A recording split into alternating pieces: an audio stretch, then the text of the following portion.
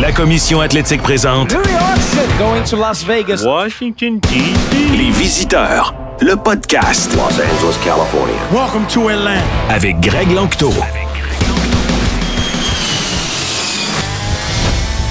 Salut ma gang de voyageurs sportifs. Comme vous savez, pour la saison 2 du podcast Les Visiteurs, on change les choses un peu. Fait que oui, on a certaines destinations, mais également ce que vous préférez, je pense, c'est les anecdotes qu'on peut retrouver, tout sport confondu, à propos des amphithéâtres qu'on visite, des stades, des arénas, tout le reste. Alors, j'ai invité des amis qui, eux autres, connaissent ça pour vrai, qui en ont fait des stades par dizaines et dizaines et qui les ont presque tout vus et qui ont des anecdotes longues comme le bras à nous raconter. On commence ça dans 1 minute avec un invité très, très spécial. Mais d'abord, il faut que je remercie la gang de billets.ca qui sont toujours avec nous, comme vous savez. Billets.ca, vous allez là, vous avez besoin des billets de spectacle, vous avez besoin des billets sportifs pour tout, là. Pas juste à Montréal, pas juste à Québec, partout au Canada, partout aux États-Unis. Plateforme 100% québécoise, encourageant une compagnie canadienne. Le service à la clientèle est complètement incroyable. Donc, billets.ca, soyez là. Puis, comme je vous ai dit dans le dernier épisode, quand vous magasinez les prix, là, allez voir sur leur site. Des fois, c'est même moins cher qu'ailleurs. Donc, des belles surprises. Et merci à la gang de billets.ca. Cela étant dit, il me fait énormément plaisir d'accueillir M. Renaud Lavoie. Comment ça va, mon ami? Ça va très bien, toi, Craig? Très heureux que tu sois là et que tu aies accepté. Ça fait longtemps qu'on va enregistrer cet épisode-là. Renaud, je te suis. Je suis un fan de Renaud Lavoie depuis plusieurs années. Maintenant, je pense qu'on peut se considérer comme ami, ce que j'aime encore plus. Mais ce que j'aime, c'est quand je te suis sur les médias sociaux, puis quand tu suis pour le travail, cela étant dit, le Canadien de Montréal, tu en profites souvent pour aller voir du football, du baseball. Ben oui. Si je te donne le choix d'aller voir n'importe quel sport, là, dans l'ordre, là, qu'est-ce que tu vas voir? Du basket, du baseball, du football ou du hockey? Ben, ou du soccer? Non, du soccer, en partant, c'est impossible. Je l'ai déjà fait, par contre, parce que ma mère est française, donc j'ai souvent été voir des matchs en France de la Ligue française, mais écoute, c'est mortel comme la pluie, puis ça continue de l'être, donc c'est pas regardable. C'est vraiment un sport qui ne me touche pas, pourtant qui m'a touché quand j'étais jeune, beaucoup parce que, entre autres, c'est le soccer, je l'ai découvert avec les Coupes du Monde, avec Michel Platini. J'étais souvent en France quand c'était la Coupe du Monde, je regardais ça avec mon grand-père, je trouvais ça fascinant, c'était le fun. J'adorais le sport, mais dans ce temps-là, il y avait aussi des personnages incroyables. Tu avais des situations sur le terrain qui étaient incroyables. Puis, il y avait beaucoup d'émotions dans les matchs. Maintenant, un peu comme le tennis, j'étais un maniaque de tennis. André Agassi. Mais on dirait que les émotions dans le sport sont parties dans beaucoup de sports. Tu regardais de la F1 dans le temps, là. Je m'excuse, là, mais il y en avait des émotions, là. Alain Prost contre Ayrton Senna, là. Ça y allait au toast, là. Ben oui. Tu comprends? Pas à peu près. Puis Jacques Villeneuve contre Michael Schumacher, il y en avait des choses qui se passaient sur la piste. Schumacher contre tout le monde, ou à peu près aussi. Oui, mais ces gars-là, ils étaient capables, malgré qu'ils étaient dans une voiture, d'amener les émotions. Pense-y. Les joueurs de tennis qui jouaient des matchs pendant Jimmy Connors, qui jouaient des matchs qui pouvaient durer 4-5 heures. Tabarouette, c'était des showman. Maintenant, je trouve que dans le sport, il y a de moins en moins de showman, surtout dans des sports individuels. Deuxièmement, le soccer, je trouve que c'est, malgré que j'y ai joué, je trouve que c'est un sport qui est vraiment ennuyant à regarder. Comme j'ai dit, je suis allé voir des matchs, j'ai jamais vraiment aimé ça. En passant, je pourrais dire la même chose que pour la NBA. Tu sais, tu comprends un peu tu serais pas allé voir de la NBA? Ben, j'ai été voir 2 finales, j'ai adoré d'aller voir des finales de la NBA parce que je trouve que là, il y a de l'émotion. Mais tu sais, mon premier match de la NBA, c'était des 76ers à Philadelphie. Ça peut être plus plate, tu sais. Puis, ils ont des problèmes avec ça présentement aux États-Unis parce que, justement, de plus en plus, il y a moins d'émotions dans les matchs. Et ça, c'est un problème qu'on a entendu beaucoup cette année, particulièrement. Donc, les ratings, les codes d'écoute à la télévision sont en baisse. Oui, on a vu avec, c'est ça, les deals de télé, notamment aux États-Unis, avec la NBA et avec la MLB, c'est un problème. Oui, exactement. Par contre, tu sais, tu me demandes quel sport j'aime le plus aller voir. C'est sûr que si je rentre dans une ville, peu importe la ville, et il y a un match de baseball ce soir-là, peu importe l'équipe, je vais voir le match. C'est sûr à 100%. J'aime le feeling d'être dans un stade de baseball. J'aime découvrir les stades de baseball parce qu'ils ont tous leur personnalité. Exact. Et ensuite, j'aime la game réellement. C'est la NFL, j'ai réalisé au cours des années que moi, je suis un fan des Bears. J'adore aller voir les Bears, que ce soit à domicile ou à l'étranger.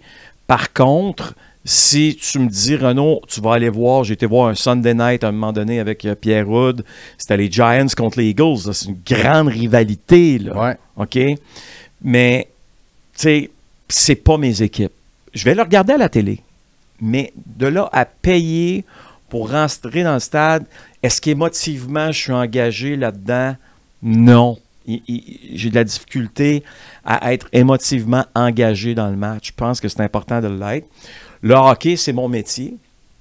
Donc, c'est sûr que je vais être attiré à aller voir un match de hockey dans certaines villes. Même, ça arrive souvent que le Canadien est à l'étranger, puis whoops, on arrive à Edmonton, par exemple, les Oilers jouent contre les Penguins de Pittsburgh. Si c'est un match que TVA Sport, je vais demander d'y travailler, carrément. Si c'est un match qui n'est pas à TVA Sport, c'est sûr que je vais aller voir la rencontre aussi pour juste me mettre dans le bain. Ouais. Mais je vais le faire de façon professionnelle, tu comprends? Alors que dans les autres sports, je le fais de façon beaucoup plus personnelle. Récréative. Exactement. Mais de ce que je retiens, de ce que tu viens de nous dire, tu carbures à l'émotion sportive encore énormément. Oui. Donc, même les ressens-tu, même si tu es un gars ultra professionnel, les ressens-tu encore dans un match de hockey quand tu vas voir un match? Ouais? Oui. Vous devriez voir son sourire si vous nous écoutez en audio. Non, mais ça me fait penser à ma fille parce que Noémie... fan des Bears, elle aussi. Fan des Bears, mais elle n'a pas le choix, là, parce qu'elle est obligée de suivre. Noémie adore voyager, donc Noémie, c'est une fille, c'est une personne que tu lui dis n'importe quoi. Regarde, j'ai été voir du NASCAR l'été passé avec elle, puis son chum. J'ai dit, je m'en vais à Pocono, en Pennsylvanie. Ça devait être écœurant. Oui, oui. Mais je t'explique ce qui s'est passé. Vas-y. Venez-vous avec moi. J'achète-tu un billet pour moi ou deux pour toi et moi en parlant à Noémie ou ton chum vient? Ils ont suivi, même s'ils connaissent absolument rien du NASCAR. Noémie, c'est comme ça. Tu lui dis, on va à quelque part. C'est sûr qu'elle est all-in, peu importe le sport. Elle aime moins le baseball, par contre. Mais ça, on l'a forcé quand elle était petite à y aller. Tu vois, Pocono, ce qui était spécial de ce week-end-là, c'est que Pocono, c'est en Pennsylvanie. Il n'y a pas vraiment d'endroit où tu peux coucher autour. Donc, ce qu'on a fait, c'est qu'on a pris une chambre d'hôtel à Albany, dans l'État de New York. Après ça, tu as quoi, 2 heures, 2 heures et demie de route à faire pour te rendre à la piste. Peut-être 2 heures. Mais on arrive à la chambre d'hôtel à Albany. Il faut que j'aille, je ne sais pas pourquoi il n'y a plus de shampoing dans la chambre d'hôtel. Il faut que j'aille chercher du shampoing, il faut que j'aille en acheter. Parce que je voulais prendre une douche. Et je reçois un message sur Twitter qui dit que, oups, pas le président, mais Donald Trump, candidat républicain, vient d'être sorti d'urgence d'un de ses discours devant, évidemment, la foule. Puis là, je me dis, oups, j'ai le temps de me rendre de l'autre bord de la rue à la pharmacie, je reviens, puis j'ouvre la télé, c'est CNN, c'est Wolf Blitzer qui dit, on va écouter ça ensemble avec du son. Puis là, j'ai fait, aïe, lui, il vient de se faire tirer. Ah, c'était cette fin de semaine-là. Oui, puis c'est en Pennsylvanie que c'est arrivé, ça aussi. Mais ça, c'était-tu en août l'année passée? C'est ça, exact. Donc, j'étais à Philadelphie 2 jours avant, moi, pour aller voir les Phillies. C'est ça. Là, tu sais, je vais te le dire, sincèrement, si on apprenait que Donald Trump venait d'être assassiné, il n'y avait pas de Pocono le lendemain, puis 2, on revenait tout de suite. Parce que je ne sais pas quel genre de situation ça aurait été aux États-Unis. Oh, mon Dieu, je pense que ça aurait été une situation très, très grave, là. parce qu'évidemment, il y a beaucoup de dissensions, comme tu le sais, entre les partis. Bon, heureusement, Donald Trump n'a pas été assassiné, donc on a pu aller directement à Pocono, mais les gens là-bas se sentaient mal par rapport à ce qui s'était passé. Tu comprends? C'était pas une grande célébration. C'était pas une tension. C'était plus une déception de se dire tabarouette, qu'est-ce qui se passe dans notre pays? Là? Tu comprends-tu? Puis c'est sûr que les gens qui vont là, en plus, voir du NASCAR, sans mettre une étiquette à tout le monde, on peut croire qu'ils sont majoritairement républicains. Ouais. C'était pas une journée de célébration. Tu comprends? C'est un peu le côté dommage, mais c'est la vie. Tu sais, je veux dire, personne ne pouvait prévoir ce qui allait arriver. Mais j'espère que je vais retourner voir une autre course de NASCAR éventuellement, probablement en Floride, à Daytona, pour le revivre d'une autre façon. Ouais. Parce que là, c'était un petit peu plus joyeuse. Un petit peu plus joyeuse. C'est un petit peu sombre comme atmosphère. Les gens étaient déçus. Tu sais, j'ai été à Dallas souvent. Les gens à Dallas ont encore honte de ce qui s'est passé avec l'assassinat de John F. Kennedy. Ah ouais? Ben, c'est sûr. C'est sûr que ces gens-là sont, surtout les plus vieilles personnes, pendant très longtemps, Dallas a été la ville de la honte aux États-Unis. Tu sais. Maintenant, c'est oublié, mais quand j'ai commencé à voyager dans les années 90, c'était encore palpable. Ben c'est vrai que, tu sais, la première fois que je me suis déplacé à Washington, j'allais voir les Capitals le lendemain, mes Ravens, puis c'est en 2015, la journée qu'on est atterri, on arrive à l'hôtel, et ce qu'on voit à la télévision, c'était l'État islamique promet de prendre sa revanche à Washington. Je viens d'arriver. Oui, je sais. C'est sûr que le lendemain, tu es au match des Capitals. Tu es sur les nerfs. Tu y penses quand même. Et même quand je suis allé au Minnesota, à Minneapolis, au mois d'avril, ça fait déjà un an. Ouais. Et j'avais parlé avec Larry Fitzgerald, journaliste légendaire, fin comme tout. Tu l'as probablement rencontré. Puis il parlait de ça, ça a pris quelques années de se remettre de ce qui est arrivé, l'histoire de George Floyd quand même. Donc, c'est sûr. On le ressent dans la chose sportive quand même. Une fois où j'étais à Washington, une série Lightning Capitals où je travaillais, je ne veux pas dire que j'ai paniqué, mais je me suis demandé en tabarouette qu'est-ce qui était en train de se passer. Tu étais à Washington, là. Et il y avait un match en après-midi. C'était la fin de semaine, un samedi. Puis là, on reçoit un message d'urgence. Barack Obama va faire une adresse à la nation à 17h. C'est urgent. Là, c'est urgent, c'est quoi? Et finalement, c'était l'assassinat de Osama Bin Laden. Il l'avait trouvé et assassiné. Et c'était donc l'annonce à la nation. Je m'étais dirigé par la suite à la Maison-Blanche. C'était le party, comme j'avais rarement vu les gens festoyer et être heureux d'une situation politique. C'est drôle comme le sport peut te connecter à un événement quand même historique. Toujours. Il ne faut jamais que tu prennes ça. Dans le fond, ce que je veux dire aux gens, c'est ne voyagez jamais en pensant qu'il y a quelque chose qui va vous arriver parce que, je veux dire, honnêtement, vous n'allez pas avoir de fun dans votre vie. Là. Si vous faites ça, restez chez vous. Mais c'est quand même spécial de se retrouver à un endroit où il y a des choses politiques qui se passent, qui touchent un peu plus. Si Donald Trump avait été assassiné au mois d'août dernier, c'est une assurance que je revenais au pays d'urgence, au Canada d'urgence. Ouais. Je veux dire, il n'y avait pas aucune fibre en moi qui me disait faut qu'on reste là. Albany, New York, c'est pas la plus grande ville, c'est la capitale quand même de l'État de New York. Mais ce soir-là, dans la ville, il y avait de la tension. Tu le sentais. C'est sûr. Tu le sentais. Puis là, ma fille, son copain, se posait des questions. Es-tu correct? Je dis, il n'y aura pas de problème. Mais ça reste que ça a quand même affecté ton événement sportif du lendemain. Puis tu te posais la question, là, la parenthèse était longue. Noémie, elle me voit vivre mes émotions. Des fois, quand ça va mal, même chez les Canadiens de Montréal, elle voit que ça... Elle dit tabarouette, elle dit c'est pas toi le coach, c'est pas toi qui joue, c'est pas toi le directeur général, t'as pas l'air de bonne humeur. Il y a 1 an ou 2, là, tu voyais le Canadien perdre. Puis ce que j'aimais surtout pas, c'est que j'aime aussi payer. J'ai des billets de saison, j'aime aller en famille 1 fois ou 2 par année, voir les Canadiens. Ben oui. Je me mets dans la peau des partisans. Tu es dans un week-end du Super Bowl, il y a pas celui de février cette année, mais 2024. puis il y a 40 secondes là, puis Jake Allen, il accorde un but, là, puis ça va finir 7-4 la game, ou 7-3, là. Puis là, ça t'a coûté 1000 $ et plus, là. Là, tu fais t'as peu, là. Ouais. T'as peu, là. Ça m'a pas coûté plus que 1000 $ pour voir ça, là. Au moins, les choses s'améliorent. Ben, en ce moment, oui. Puis on vit cette frénésie-là. Puis, tu sais, le fameux no cheering on the press box, des fois, c'est dur à respecter. Comme on a vu mardi passé, là, au moment d'enregistrer, Nick Suzuki qui compte avec 8 secondes à faire, finalement, on gagne en prolongation. Ouais.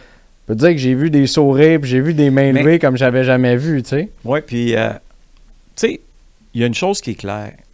Je pense pas que sur une galerie de presse, les journalistes vont se lever debout un jour pour applaudir ce qu'ils voient sur la glace. OK? Mais notre métier est pas mal plus facile lorsque les choses vont bien. Lorsque les choses vont mal, que tu veux ou que tu ne veux pas, les joueurs sont irrités, les dirigeants sont irrités, peu importe l'équipe en passant, là, ça n'a pas rapport avec le Canadien de Montréal, puis c'est normal qu'ils soient irrités. S'ils ne le sont pas, pose-toi des questions. Tu comprends ce que je veux dire? Ouais. Ça va mal, puis toi, tu trouves ça drôle. Tu sais, puis ainsi va la galère. Vogue la galère, non. Moi, je ne suis pas à l'aise avec ça non plus. Mais, je veux dire, c'est ça, je te parlais des émotions tantôt. Ben, les émotions, des fois, sont positives, des fois, sont négatives. Il faut que tu vives avec les émotions du moment. Tu as fait les 32 arénas de la Ligue nationale. Officiellement, oui, parce que j'étais à Seattle pour la première fois cette saison. Comment tu as trouvé ça à Seattle, d'ailleurs? Incroyable. C'est une réussite côté architecture incroyable. Je pense qu'on ne réalise pas jusqu'à quel point notre technologie, chez les êtres humains, évidemment, est avancée. Parce que ceux qui ne le savent pas, cet amphithéâtre-là... C'est le plus vieux de la Ligue, là. En fait, quand tu y penses, oui. Hein? On l'a refait au complet, par contre. Ouais. Ce qui s'appelait le Kiel Arena, je pense, une affaire comme ça. C'est là où les Sonics de Seattle jouaient dans la NBA, qui ont déserté. Puis, c'était vraiment un amphithéâtre désuet de basketball, où si on décidait d'y mettre une équipe de hockey, ben ça allait être problématique. Ça l'est en passant à Utah, à Salt Lake City, là, on y reviendra. Mais on a décidé donc d'amener une équipe d'expansion. On a pensé longtemps construire un nouvel amphithéâtre parce que à Seattle, le stade de baseball et de football est exactement un à côté de l'autre, un peu comme à Philadelphie. C'est des complexes sportifs. On s'est dit, est-ce qu'on s'installe là? Puis en même temps, il n'y avait pas vraiment de choses qui servaient à l'ancien stade de Arena des Sonics. On a décidé de mettre 1 milliard là-dedans, de le stripper, puis de le rebâtir. C'est une œuvre incroyable. Premièrement, c'est dans un quartier résidentiel. Juste s'y présenter, c'est de toute beauté. Puis cette semaine, je regardais un match du Kraken. Puis on a réussi en plus cette année à mettre beaucoup plus de lumière autour du building. Tu sais, des fois, tu as des shots de drones là, maintenant. Elles sont sublimes, les shots extérieurs. Quand tu regardes l'amphithéâtre de l'extérieur, ça doit être le plus beau de la Ligue nationale de hockey. Parce que justement, ce qui est spécial, c'est que c'est un peu comme le Dodger Stadium. Pour ceux qui connaissent le Dodger Stadium, tu rentres par en haut, tu rentres par... Oui, il est creusé dans une montagne, imagine-toi, le Dodger Stadium. C'est un peu la même chose là-bas. Il est vraiment creusé dans la terre. C'est comme si le Centre Bell, il y avait juste une petite partie du Centre Bell qui sortait de la terre, puis que tout était à l'intérieur de la terre, finalement. C'est comme ça que ça fonctionne à Seattle. Les vestiaires sont superbes. De la manière qu'on a construit le building, je pense qu'ils doivent être extrêmement fiers de ce qu'ils ont accompli. C'est une réussite. Pour l'amateur de hockey, c'est une très belle expérience. C'est un des buildings que j'aime beaucoup déjà. Puis c'est drôle, un des buildings qui m'avait aussi impressionné, c'était le Phillips Arena. La dernière fois que j'ai été impressionné comme ça, c'était le Phillips Arena à Atlanta. C'est là où les Thrashers jouaient. Je ne sais pas si tu as déjà eu la chance d'aller voir ça. Non, j'ai fait le Mercedes-Benz. Qui, Phillips Arena, c'est devenu le State Farm maintenant. Écoute, je ne me rappelle pas il est à côté du stade Exactement. de football. C'est ça. Puis c'est là où les Hawks dans la NBA à Atlanta jouent. Ah, c'est ça, c'est le State Farm Arena maintenant. C'est incroyable parce que tu rentres dans ce building-là et d'un côté, c'est toutes les loges. Tu as un mur de loges. Ah, ouais. Tu as un peu de gradins. Puis tu as un mur de loge devant toi, là, jusqu'au plafond, là. 4-5 rangées. Wow. C'est fou. Là, c'est fait pour le basketball, je comprends. Mais c'est quand même côté architecture différent, très beau à voir. Comme c'est parti là, on va finir par y aller, toi puis moi, parce qu'ils vont ramener une équipe à Ouais, Atlanta. mais ça sera peut-être pas là. Peut-être qu'ils pourraient ramener l'équipe pendant une année ou deux dans ce building-là, puis en construire. Ils veulent en construire un en banlieue. Mais ça, c'est le fun de rentrer dans des amphithéâtres qui ne se ressemblent pas. Tu comprends? Mm-hmm. Il y en a de moins en moins, je te dirais, dans la Ligue nationale de hockey, ce qui est dommage. C'est parce que ton canevas, le fameux bol, est tout le temps ou à peu près le même. Ouais. Fait que c'est difficile d'innover ou C'est ça. j'en ai vu très peu qui innovent, même dans des rénovations. Ouais. Mais c'est lequel ton favori? Y a-t-il un endroit? La réponse peut avoir plusieurs niveaux. Mettons peut-être la foule ou la bouffe ou n'importe quoi. Mais si je te dis, là, Ren, on part ensemble, Tu m'amènes où? tu m'amènes où? Pour le hockey? Ouais. Premièrement, tu es déjà allé au Centre Bell. Si tu n'es jamais allé au Centre Bell, il faut que tu vives l'expérience. C'est incroyable. C'est le meilleur building de la Ligue. Ouais. Il n'y a rien qui accote le Centre Bell. Parce que, justement, les gradins sont très proches de la glace. C'est très serré. Il y a beaucoup de monde. Puis, les gens sont passionnés comme ça ne se voit pas ailleurs. Un bel exemple demeure quand même la confrontation des 4 nations. Ce qu'on a vécu, c'est inimaginable. On a amené le sport à un autre niveau, mais le Centre Bell y est aussi pour cette raison. Mm-hmm. Les gens qui étaient présents dans ce building-là font partie du succès des 4 nations, de ce fameux match Canada-États-Unis. Un samedi soir qui va passer à l'histoire. On va en parler ensemble. Peut-être qu'on va faire une autre émission juste sur ce qui s'est passé pendant les 4 nations. J'aimerais ça parce que j'étais pas là, Colin. Ouais, J'étais en vacances à ce moment-là. Je manquais soit ça ou le Grand Prix. J'ai choisi ça, ne sachant pas tout ce qui allait en découler des 4 nations. Ça. On leur vivra une autre saison probablement. Ça. Puis après ça, tu vas à Boston puis tu fais aïe, c'est pas la même affaire. Non. Ben non, c'est pas la même affaire parce que les gens au Centre Bell, parce qu'aussi les Canadiens de Montréal, il faut souligner, ont fait un job incroyable. Maintenant, si tu me dis, OK, on a fait le Centre Bell ensemble, on va où? Il faut que tu vives le Madison Square Garden. Il faut absolument que tu vives ce building-là. Les gens sont électriques. Le building, c'est là où il y a le meilleur son de la Ligue nationale. Ouais. Parce que de la manière qu'il il est fait pour les concerts. Donc, on s'est assuré que le son soit d'une qualité exceptionnelle. C'est vrai. Alors, quand tu rentres pour le warm-up, la période d'échauffement, il faut que tu y sois. La musique à part, c'est au plancher. Je te le dis, là, si tu n'as pas des frissons, si tu n'es pas craqué, il y a un problème. C'est feutré, on dirait. C'est ça. C'est un autre monde, la MSG. Là. C'est ça. C'est un autre monde. Ils ont aussi leur folie. Il y a un gars qui se met à siffler random, là, à un moment donné, peu importe la période, les siffles, c'est un signal à tout le monde pour que tout le building, 18 000 spectateurs crient en même temps « Pas de vin Sox ». Pour Denis Potvin, qui jouait avec les Islanders de New York, ça date des années 80. Puis on l'haït encore, Denis Potvin. Imaginez, on est en 2025, tu vas aller voir un match quand tu veux. Tu vas entendre un gars siffler à un moment donné, puis la foule, 18 000 personnes, pas de 20 Sox. Incroyable. Tu te dis, aïe, ça part de où? Mais New ça York, me fascine, les foules qui font ça, Renaud. Oui, mais New York, c'est une ville que j'ai longtemps aimée, maintenant que je déteste pour plusieurs raisons, mais, tu sais, je dois respecter le Madison Square Garden, comme aller au Yankee Stadium, puis le match commence, puis dans les bleachers, à droite, dans le champ droit, ils nomment tous les joueurs sans exception, un à la fois, et ils vont nommer ton nom jusqu'à temps que tu salues les spectateurs. Puis après ça, ils vont passer à l'autre joueur. Ouais. Ils vont faire les 9 sur le terrain. Là. Trouve-moi un autre endroit comme ça dans la Ligue nationale de hockey, je veux dire, au niveau du baseball majeur. Mais tu ne c'est ce que trouveras j'aime pas ça. Au baseball, on a souvent ces traditions-là, comme tu l'as dit, en fait, dans n'importe quel sport. À Baltimore, quand tu rentres dans le stade, tu dois aller frotter les orteils de la statue de Johnny Unitas. Tu vois, le bout, il est encore en or et tout le bout du soulier, puis toutes les autres... Ça, c'est les Ravens, ça. Ça, c'est les Ravens. Quand tu rentres dans le stade, tu fais ça. Il y en a beaucoup qui ont des traditions de cette façon-là, comme tu l'as bien dit, avec les Yankees, le Sweet Caroline à Boston. Ouais. Qui est un New-Yorkais qui chante ça en passant. C'est vrai? Oui.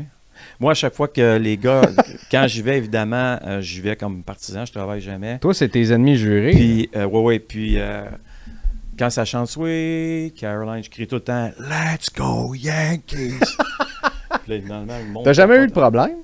J'ai déjà vu, une des premières fois que j'ai été voir les Red Sox, il y a eu le Take Me Out to the Ball Game. Ouais. J'étais avec un de mes amis, Louis-Jérôme Binet, dans l'Outaouais. On va voir un match. À côté de nous, il y a une famille, il y a un gars, un petit garçon qui a peut-être 5-6 ans. Petit garçon de 5-6 ans, puis là, c'est Take Me Out to the Ball Game. Puis là, Let Me root. Évidemment, tout le monde crie Red Sox. Lui, il crie Yankees. Moi, je le regarde, je suis content. Puis, le petit gars, ça. Le petit gars, puis il y a du monde autour qui l'ont regardé, puis il n'était pas content. Puis le petit gars, il a 4-5 ans, il ne sait pas, lui. Tu comprends-tu? La rivalité, puis c'est pas un match Yankees contre les Red Sox, c'est Red Sox contre Mariners. Là. Okay. Ça n'a pas rapport. Là. Puis le petit gars, il se fait regarder en voulant dire, puis il se fait genre crier après un peu. Hey, il ne connaît pas la rivalité. Là. Ben non. Tu comprends-tu? Laisse le petit gars tranquille. Ben oui. Mais moi, je trouve ça amusant. Ça, c'est l'environnement hostile de Boston. Ouais. Moi, la seule altercation que j'ai vécue, c'était à Boston. Là. En série, j'avais à l'époque mon T-shirt marqué Lapierre 40. OK, peut-être que je cherchais le trouble un peu à la base. Avec Max. Mais quand Max est là, tu le trouves, le je peux te dire qu'en troisième, après ça a été fait renverser de la bière puis fouetté par des serviettes, à un moment donné, me suis levé, j'ai dit OK, là, ça suffit. Mais les gens de Boston sont reconnus pour ça. Quand il y a eu la classique hivernale, écoute, ma fille était là avec ma copine de l'époque, puis écoute, évidemment, le chandail du Canadien ou peu importe. Puis écoute, là, c'était le bordel dans les estrades. Là. Les gens qui portaient des trucs à l'effigie du Canadien se faisaient battre. Là. Tu sais, je veux dire, puis là, il y a beaucoup de monde. Là. Je te parle pas du TD Garden, là. Je te parle du match extérieur. Ouais, 60 000 personnes. C'est là. ça. Je pense qu'il y a des partisans des Canadiens qui nous écoutent ou qui nous regardent présentement qui doivent dire « Moi, j'étais là, puis c'est vrai. » Puis il y en a eu des choses pas correctes qui se sont passées là, dans ce stade-là. Des fois, est-ce que ça dérape de façon... C'est stupide. Tu sais, à chaque fois qu'il y a de la violence de même, je trouve ça complètement stupide. Complètement stupide. Et c'est surtout dans... Moi, les plus de batailles que j'ai vues, c'est toujours dans la NFL. Oui. Entre même des fois maintenant, de plus en plus, du monde qui prennent de la même équipe. Ça, faut le faire aussi. Oui, effectivement. Oui, c'est sûr qu'il faut le faire. Il faut être cocktail, pas à peu près. cocktail avancé, al dente. Oui, al dente. Cocktail al dente. Mais des fois, on dirait que c'est des... Je sais pas si c'est des petits événements isolés. Je me rappelle des séries de 2010, par exemple, Canadiens Flyers. Le monde de Philadelphie, ils sont fous. Ben, le monde à Philadelphie, ils sont fous, mais le dernier match, je suis allé voir là-bas, c'était Rangers Flyers. Puis je pensais que ça allait vraiment brasser. Puis finalement, pas pantoute. C'était un match de saison ou un match de série? De saison. C'était le fameux match des Lauriers-Rampy. Ouais. Puis ça n'avait pas tant brassé que ça. Les fans des Rangers pouvaient célébrer. Tant qu'ils voulaient, parce que je pense que ça a un petit peu changé, mais en série. Une petite anecdote, justement, tu parlais des séries de 2010. Pat Hickey, qui travaillait pour The Gazette, lui, il l'a eu sur le museau. Parce que Pat, lui, il voyageait toujours avec son auto. Il ne prenait pas l'avion, même pas pour prendre l'avion. Donc, ton auto là, est stationnée là, dans le stationnement. Là, une plaque du Québec. Avec une plaque du Québec. Une game s'est fait voler sa plaque. L'autre game s'est fait péter les pneus. Oh non. Ben oui. Mais je veux dire, tu cours après le trouble. Il y a des endroits où tu cours après le trouble. Vas-y en Uber ou à l'époque en taxi. Là, Mais tu sais, Philadelphie, c'est une place. Je conseille aux gens qui nous regardent, tu vas aller voir les Flyers contre le Canadien en saison régulière. Tu n'auras pas de problème. Non. En séries éliminatoires, fais attention. Fais attention à ta... Sois pas trop baveux. Ben, Sois même pas, affiche-toi pas. Puis une plaque du Québec, c'est affiché. Affiche-toi pas. Ça, c'est s'afficher, une plaque du Québec. Ça veut dire que trouve une autre façon, vas-y un Uber. Ou encore, Boston, je te dirais que les gens de Boston sont habitués de voir des partisans des Canadiens Le problème qu'il y a, c'est l'alcool. On ne se fera pas de cachette. Non, non. Les gens consomment beaucoup d'alcool. À Boston, ils limitent beaucoup ce qu'ils vendent comme alcool, d'ailleurs. À Philadelphie, ils ne font pas ça. Mais ce qui arrive, c'est que les gens vont arriver dans l'amphithéâtre déjà avancés. Bien, surtout à Philly, il y a un bar en plein milieu du stationnement. C'est ça. Ils arrivent avancés. Puis là, je t'en donne 2-3 autres. Là, et ça se peut là, que ça ajoute du gaz, si tu veux, dans... Ouais. Puis là, du moment qu'il y a une petite étincelle, ça explose. Donc, soyez vigilants. Il y a 2 endroits là, en série, je parle Boston, Philadelphie. Là, c'est comme, faites attention. Malgré ça, selon toi, Philadelphie, moi, j'ai dit que c'était ma ville de sport préférée aux États-Unis. Puis il y a des candidates incroyables. Minneapolis, pour moi, fait partie de ça. Il n'y a pas grand monde là-bas, puis les fans sont présents pour toutes les équipes. D'ailleurs, le Wild va très, très bien dans les équipes, dans les assistances. Puis Dieu sait qu'ils sont en arrière des Vikings, comme ça n'a pas de bon sens aussi. Tu es d'accord avec moi que Philadelphie, c'est peut-être la meilleure ville de sport en Amérique du Nord, ou tu as d'autres... Il y en a beaucoup qui parlent de Boston à cause des championnats, mais moi, je parle des fans en tant que tels. C'est sûr qu'ils ont un complexe sportif extraordinaire.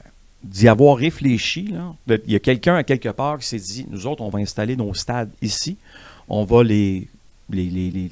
en construire des nouveaux. Qui vont améliorer encore, d'ailleurs. C'est ça. Donc, on a fait des choses extraordinaires à Philadelphie au cours des années. Le Spectrum qui a été rasé, évidemment, mais on a trouvé une façon, justement, d'amener les gens pour voir le sport. C'est rare qu'on voit ça, des complexes comme ça. Je te parlais à Seattle, il y en a un pour le baseball puis le football présentement, mais c'est rare que tu te promènes de ville en ville puis tu le sens. Pittsburgh, le stade de baseball et de football est quand même pas trop loin. L'aréna, pas trop loin aussi, ça se marche, mais c'est pas un à côté de l'autre, comme c'est le cas à Philadelphie. Philadelphie, tu te revires à gauche, droite, ils sont toutes là. Ils sont toutes là. C'est une des très bonnes villes de sport aux États-Unis. Là, je veux dire, c'est indéniable. Mais écoute, en même temps, c'est pas une ville qui gagne beaucoup. Tu sais, les Eagles ont gagné. Le Super Bowl, c'est correct. Il faudrait que les Flyers soient bien meilleurs qu'ils le soient présentement. C'est une équipe, à part les Broad Street Bullies, qui nous laisse un peu sur notre appétit depuis plusieurs années. Ils ont eu des très bons joueurs, mais...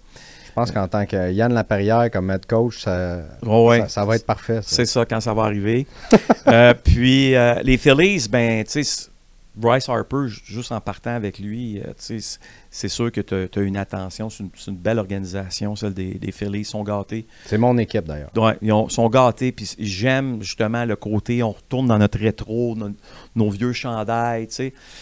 Mais c'est ça. Ce sont des villes extraordinaires pour le sport. Mais il ne faut pas que tu te limites non plus à juste... Chicago peut être reconnu comme une très belle ville de sport. Ben oui. Les Bears, là, moi, je suis un fan des Bears. Ils sont pourris. On ne passera pas par 4 chemins. Ils sont pourris. Je veux dire, ils vont être meilleurs, là. Je pense que 2025 va être une belle année pour eux. Mais c'est quand même des organisations mythiques, Les Bears, les Bulls et les Blackhawks. Ben, c'est ça. C'est quelque chose, là. Puis de rentrer dans le Chicago, à l'époque, c'était le Chicago Stadium, mais d'aller voir un match, que ce soit de la NBA ou encore de la Ligue nationale au United Center, tâche ta tuque, là. Surtout quand les Blackhawks étaient bons, là, tu peux en avoir des frissons faciles, là. D'arriver là, dans un amphithéâtre. Le Centre Bell, c'est 21 000 spectateurs, là-bas, c'est 22 000. Ça paraît qu'il y en a 1000, 1500 sièges de plus. Puis quand ça part, puis c'est l'hymne national américain, là, tâche ta tuque, là. Parce que tu vas regarder ça, tu vas faire « aïe, aïe », tu as le feeling que les fans sont sur toi, par-dessus toi. C'est vraiment des moments... c'est spécial. Je comprends que le complexe, il faut que tu te promènes. Tu as les White Sox aussi, qu'il ne faut pas oublier non plus, qui jouent... Moi, j'ai même pas parlé de baseball. Moi, j'ai vu les deux équipes de baseball, les Cubs et les White Sox. Même les White Sox, là, ça, c'est ma prochaine question, mais... C'est le fun d'aller aux White Sox. J'ai adoré ça. C'est un des stades les moins bien cotés qu'il n'y a pas en Amérique du Nord. On dit que c'est une poubelle. Puis moi, j'ai adoré ça. La vraie poubelle, c'était le Shea Stadium. Ça, c'en était. Ça, le c'en nouveau, était une le nouveau sincère. stade des Mets, Mais c'est maintenant, incroyable. tu vas voir le Citi Field. Fou, Tu sais, tu vas à New York voir le Citi Field. Tu sais, moi, je suis un fan des Yankees. J'aime aller voir les Yankees. Mais tu vas au Citi Field où j'ai été voir les Dodgers, justement, en série, jouer contre les Mets l'automne dernier. Ça devait être incroyable. C'était quoi, mon deuxième, troisième match, là? C'est le fun d'être assis là. C'est un beau stade de baseball. La bouffe, le tout est design. sharp. Le design. Incroyable. C'est beaucoup plus le fun d'aller voir un match des Mets. Je te parle de beauté de stade, là. C'est beaucoup plus beau aller voir un match des Mets qu'aller voir un match des Yankees. Puis là, ça vient d'un fan des Yankees. Je suis d'accord. Je suis content que tu le dises. Je suis d'accord avec toi. Puis moi, j'apprécie les deux équipes. C'est pas mes équipes. Moi, c'est un petit peu plus bas à Philly. Ouais. Puis tu me demandes mon stade de balle favori. Le Citizens Bank, il n'y a pas une ambiance comme ça. Tout le monde debout en 7e parce qu'il y a un compte complet puis que tu veux le retrait. Il n'y a pas grand place que tu vas voir ça dans les ligues majeures de baseball. Les Cards, le Busch Stadium. Là. Busch Stadium. Tu sais, quand tu y penses, là, ils ont fait sortir un club de la NFL, là, les Cards. Là. Pense-y. Là. C'est-tu assez incroyable comment le baseball là-bas, là, les gens, le respect, le baseball, puis j'en parlais à l'émission du matin un peu plus tôt dans les derniers jours lorsque j'étais à Saint-Louis. Tu sais, je me promenais dans les rues à Saint-Louis, là, puis je me disais, tabarouette, il y a donc bien du monde. Un lundi. Canadien, je vous m'en dis, qu'est-ce qui se passe? C'était le match d'ouverture. Le match d'ouverture était jeudi. Là, j'ai dit. C'était 3 jours plus tard. Là, là, j'étais là. Puis là, je demande à du monde. Puis là, je vois des familles marcher. Puis ça chante Take Me Out to the Ball Game. Puis je me dis, la game est jeudi, on est lundi soir. Ouais, non, j'aimerais vraiment ça. Ouais, en plus, les uniformes de Saint-Louis. Oui, c'est incroyable. Là, on m'a expliqué qu'à Saint-Louis, le Opening Day, le premier match, c'est l'équivalent d'un festival ou d'une semaine où les gens prennent congé puis vont célébrer le retour du baseball. Tu as des familles, les hôtels étaient bondés le lundi soir. Le match est jeudi. La game est jeudi. C'est incroyable. Puis écoute, je comprenais pas. C'est la destination de sport que je veux vivre quand on va retourner aux États-Unis le plus rapidement. Puis aller voir un match des Cards, là. Les Blues, c'est comment? Puis ça, là, il me reste 3 questions, là, mais moi, je trouve que c'est le plus bel uniforme de la Ligue nationale. Celui des Blues, je l'adore. Tu parles le bleu, parce qu'il y en a plusieurs. Le bleu au complet, là. OK, le bleu foncé? Non, parce qu'il y a un bleu pâle, il y a un bleu poudre qu'ils ont mis la première fois contre les Blackhawks dans un match extérieur au Busch Stadium où j'y étais. C'est celui-là. Pas le rétro qu'il y avait à Winter Classic non, là, ou l'Outdoor. Ils l'ont mis la semaine passée d'ailleurs. Là. Les culottes et les bas sont la même couleur. Avec le truc rouge, avec les barres rouges? Non, parce que celui des années 90 de Wayne Gretzky. Jaune et bleu. OK. C'est celui des. Mais ils le mettent cette année encore. C'est peut-être le troisième. C'est parce que celui à la base de la maison, le bleu foncé, il est magnifique. Oui. Mais celui-là, aussi le troisième de cette année, je le trouve incroyable. Parce que ce qu'ils ont fait, c'est que quand ils ont fait le Winter Classic au Busch Stadium, justement, je te parlais de ma fille Noémie, qui elle est tombée en amour avec les Winter Classic et qui m'a dit, papa, le Canadien jouait le jour de l'an à Pittsburgh. On célébrait le jour de l'an à Pittsburgh. Je l'ai amené, évidemment. Elle dit, papa, moi, je vais aller au Winter Classic à Saint-Louis. C'est où cette année? Je suis Saint-Louis. Elle dit, je vais y aller. OK, on va s'arranger. OK, pas de problème. Mais là, c'est là que les Blues avaient porté, justement, pour la première fois, le chandail dont tu parles. Rétro des années 70. Incroyable. Un peu bleu pâle, un peu plus. Ouais. Puis, écoute, les gens l'ont adopté. C'était comme automatique. En plus, ils gagnent le match. Les Blackhawks, c'était une force là, dans le temps. Là. Ouais. Les Blackhawks, ça a dû gagner ça. Gagnent le match, puis les gens ont fait « OK, non, maintenant, là, on veut le voir plus souvent. » Alors, on l'a adopté. Mais ce que j'aime de cette année, et pourtant, dans les années 90, je le trouvais affreux. Mais tu te rappelles quand Wayne Gretzky était échangé aux Blues? Oui. OK? C'était à l'époque des années 90, on mettait des lignes partout. Oui, c'était à l'époque de Brett Hall aussi. Il y en a un. Exact. Mais on a ramené cet uniforme-là des Blues cette année. Non. Comme genre 4e chandail, 4e uniforme. Là. Ligné là, rouge avec du jaune sur le bleu. Là. C'était cœur, hein? Tu l'aimes, toi? Ah, quand je l'ai vu passer, j'ai fait ça. C'est bien cool, ça. Alors qu'il y a 20 ans, 25 ans, je le trouvais laid. C'est cool parce que c'est nostalgique. Oui, mais je trouvais ça sharp. Je trouve que les Blues... Ils ont un beau branding. Ils ont un beau branding. Ils profitent du départ, évidemment, des Rams de la NFL vers Los Angeles pour... Ils ont pris plus de notoriété dans leur ville. Ils ont refait le building. Le building avant était chipette. Ils ont remis des beaux sièges, ils ont remis de l'argent dedans, ils l'ont refait un peu. Tu vois qu'ils n'ont pas mis juste 50 millions. Là. Ils ont dû mettre un 200-300 pour reniper la place. Là. Puis, c'est une belle destination maintenant pour aller voir du hockey. Puis c'est tout un club de hockey aussi. Là. Je veux dire, c'est un club qui... dirigé par maintenant un Québécois aussi. Exactement. Ça, c'est vraiment le fun. Ouais. Renaud, l'aréna, parce qu'on parle de la Ligue nationale, tu les as toutes faites, puis après ça, je te demanderai, je te pose 2 autres questions rapides en rafale. L'aréna, tu dirais le plus sous-estimé. On ne penserait pas ça. Je te donne un exemple. Moi, le Ball Arena à Denver, je m'attendais absolument à rien. J'ai adoré mon expérience là-bas.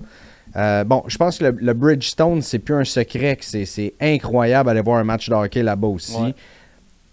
Même à Anaheim, j'ai été surpris. T'sais, de ton bord, là, toi, tu dis celle qui est la plus sous-estimée que je trouve vraiment cool en termes d'expérience de fans d'aller vivre ça. Expérience de fan dans la Ligue nationale de hockey, regarde, ce que je vais faire, c'est que parce que je veux juste être sûr de ne pas finir l'émission. Moi, te le mettre, ton parking, combien ça coûte? Non, c'est pas ça. Il y a le parking à régler, mais pour répondre à ta question de la meilleure façon, parce que la dernière chose que je veux, c'est de te dire, après l'émission Tabarouette, j'aurais dû te parler de telle ville ou telle équipe. Il n'y a pas de problème, prends ton temps. Donc, des belles... Tu sais, comme si tu me parles d'un bel aréna, là, je te parle de beauté de nouvelle aréna. Ouais. Je pense qu'il faut que tu ailles à Détroit. Little Caesars. Patrick Friolet m'en a parlé, il est incroyable. Il est incroyable. Ça, c'est une réussite. Puis ils l'ont basé sur le Centre Bell. Ah. Donc, c'est vrai, le press box, ça a l'air que ça ressemble beaucoup. C'est ça. Ils ont basé ça sur le Centre Bell. Donc ça, tu vas voir que tu es près de l'action, mais en même temps, ils ont de l'espace. J'ai fait l'ancien, moi, Joe Louis. C'est ça. Moi aussi, j'ai fait ça. J'étais d'ailleurs à l'avant-dernier match entre les deux bancs. On était là, mais on ne se connaissait pas à ce moment-là. Exact. C'est contre le Canadien de Montréal. Écoute, dans les autres villes, si tu veux vivre une expérience spéciale, Vegas, faut absolument que tu ailles faire un tour là-bas. C'est unique. C'est le côté spectacle qui est à un autre niveau. C'est très, très, très bruyant. J'aime beaucoup aller à Vegas, mais j'aime beaucoup aller voir un match là-bas. Les gens sont... C'est spécial aller voir un match là-bas. Je mettrais dans la même catégorie les Prédateurs de Nashville quand ils sont bons. Aïe, les Prédateurs, ça chante dans le building, là. C'est comme un peu en Europe quand tu vas voir... la toune, quand les Prédateurs comptent, puis ils nomment le nom du gardien, puis you suck, it's all your fault. C'est ça, mais ils ont aussi leur propre chanson. Ils se mettent à chanter à un moment donné dans le match. Je sais pas trop ce qu'ils chantent, là, mais c'est le fun à entendre. Puis une place, là, genre expérience hockey, expérience ville, Tampa. Ah ouais. C'est Ils nomment toutes les arénas que j'ai pas faites. Tampa, là. Tampa, premièrement, pour un joueur de hockey, c'est le meilleur endroit pour jouer au hockey. C'est une qualité de vie exceptionnelle.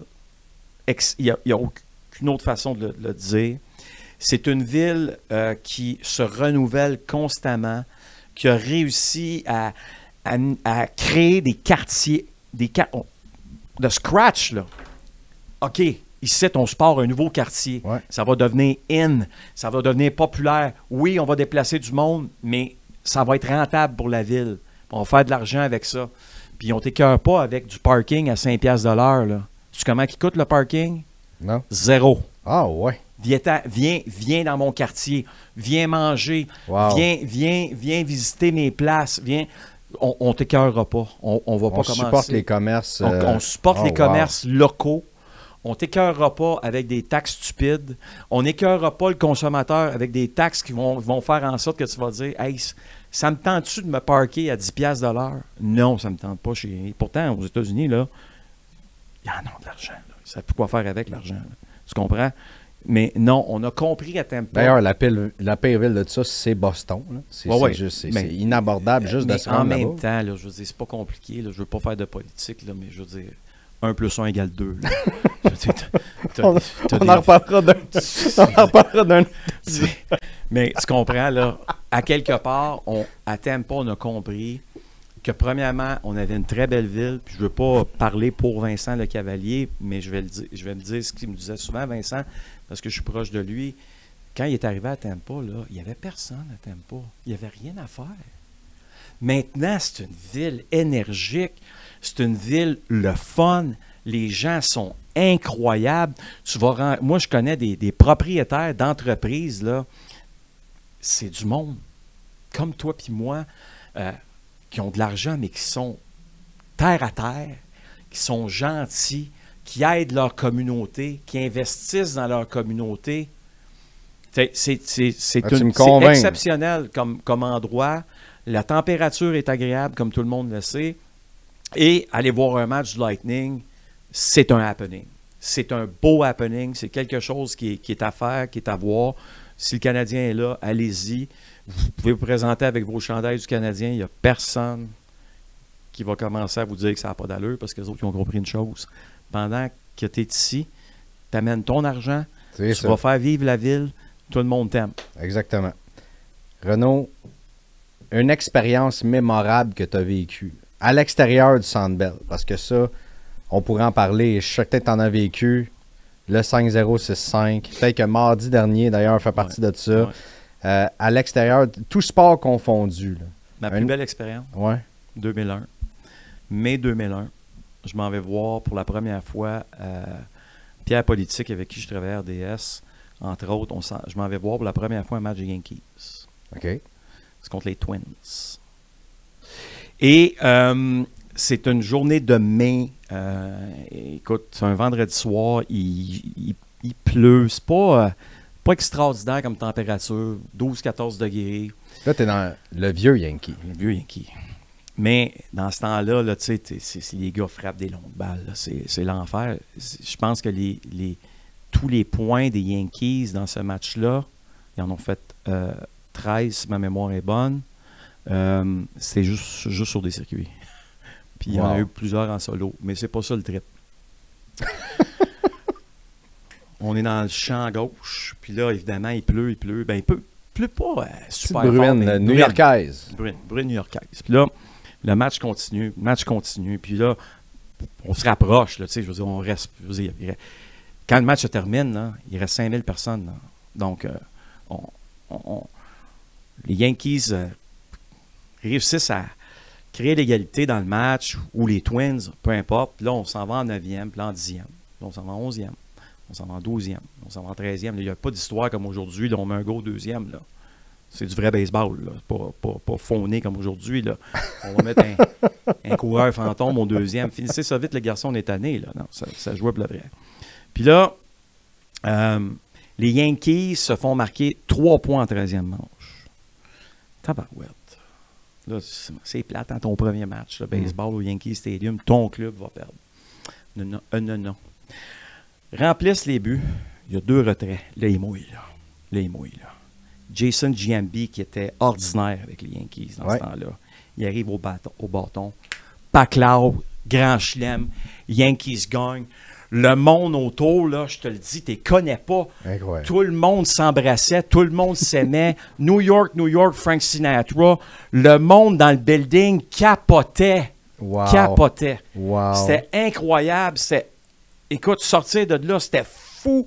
Le monde célébrait. Arrive dans le stationnement. Là, évidemment, mais ça, à radio, OAM, poste des Yankees, si tu veux écouter le post-game. Là, l'animateur, on rentre, il dit...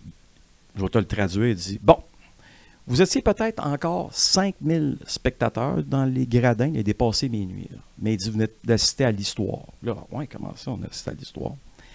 Le dernier joueur frappeur des Yankees à avoir frappé un grand chelem quand l'équipe tirait de l'arrière en prolongation, c'était en 1925. Son nom, Babe Ruth. Wow. Là, tu fais, aïe, man.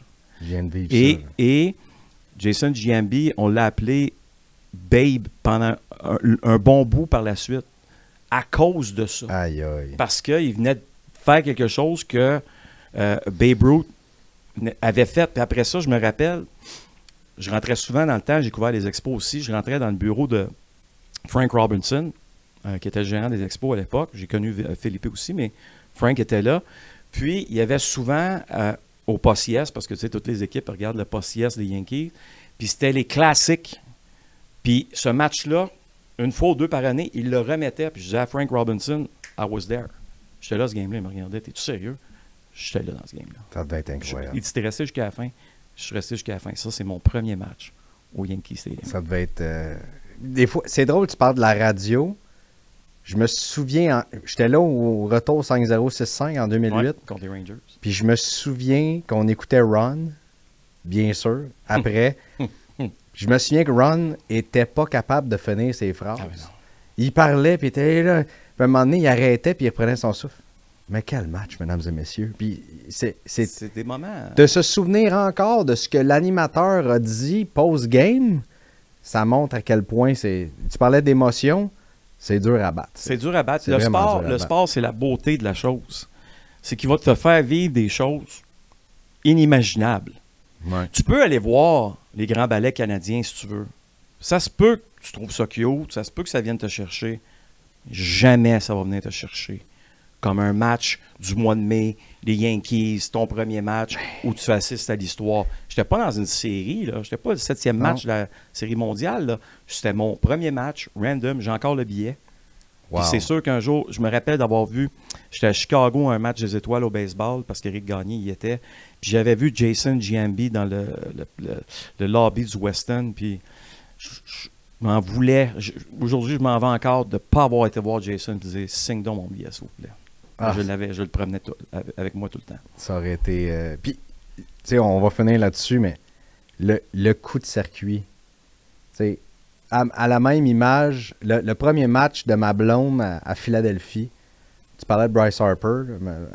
Bryce est en amour avec Bryce Harper. Avec raison. Avec raison. Qui ne l'est pas. Effectivement. Qui ne l'est pas. On s'assoit, on va chercher notre petit Shake Shack, on descend les marches, on arrive pour s'asseoir. Puis je dis, regarde qui est au bâton. Là. Elle dit, ouais, je dis, regarde, c'est Bryce. Elle dit, ah ouais, c'est Bryce. Premier pitch. Ben, Il te l'envoie à l'autre bord de la clôture. Puis là, elle a vécu, c'était quoi? Ouais. Ben moi aussi, en même temps, c'était mon premier match des Phillies. Ouais. Mais de voir la balle, tout le monde, il y a 39 000 personnes un mardi d'été, c'est plein. Ouais. Et là, d'entendre la fameuse cloche, la Liberty Bell qui sonne, je t'en parle, déjà, j'ai un chandail manchon que j'ai des frissons. C'est ça. Y a-tu un moment comme ça, un coup de circuit significatif? Ouais. On dirait que ça, tu sais, le but au hockey, oui, ouais. c'est quelque chose, mais un coup de circuit de même, le son que ça fait, le Renault. Là. Il n'y a rien qui bat ça. Merci, Ren. Ça fait plaisir. Vraiment, on aurait pu, j'imagine, continuer pendant 2-3 heures encore. Facile. Mais t'es en saut, c'est jour de match. Jour de match. on a d'autres occupations à vaquer. Nous devons aller gouverner lors du match de ce soir. On va aller gouverner. On a beaucoup de dossiers à régler. Salut, mon chum. Merci encore. Merci à toi. À bientôt. Salut.